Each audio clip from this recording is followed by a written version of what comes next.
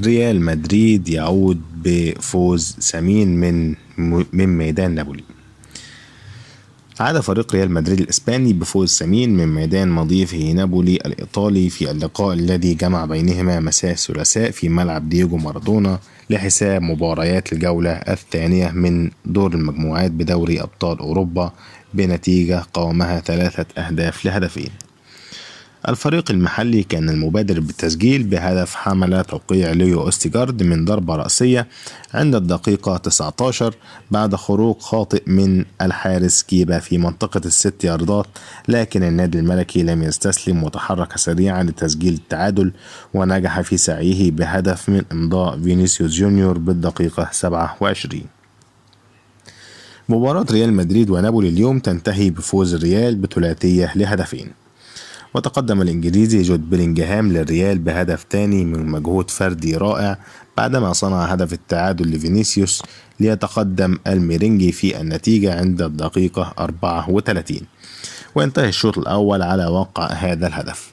وعقب الاستراحة تحصل نابولي على فرصة تسجيل هدف التعادل من ركلة جزاء بعد لمسة يد على ناتشو احتسبها الحكم كليمون توربان بعد الرجوع لتقنية الفار، وترجمها بيوتر زينسكي بنجاح إلى هدف في الدقيقة 54.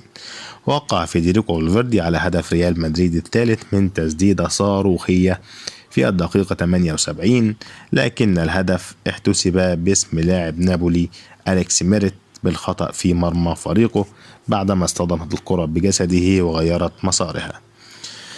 وفي ضوء هذه النتيجة يرتفع رصيد ريال مدريد إلى النقطة السادسة في صدارة المجموعة الثالثة، بينما يتوقف رصيد نابولي عند 3 نقاط.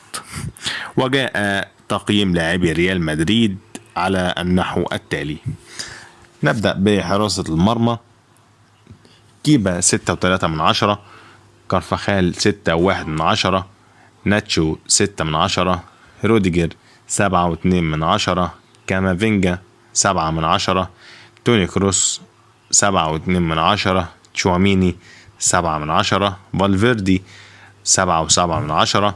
طبعا هو صاحب التسديدة الصاروخية في الهدف الثالث كادت أن تمزق الشباك.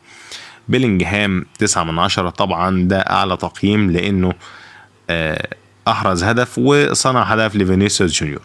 فينيسيوس جونيور صاحب الهدف الأول 7.6، رودريجو 6.4.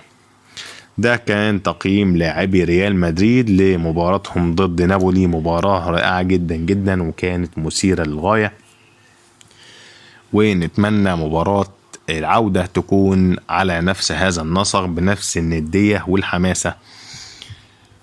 كده انتهى الفيديو بتاعنا. لو عجبكم الفيديو اشتركوا في القناة وفعلوا الجرس عشان توصل لكم كل فيديوهاتنا أول بأول، وادعمونا لنقدم المزيد إن شاء الله.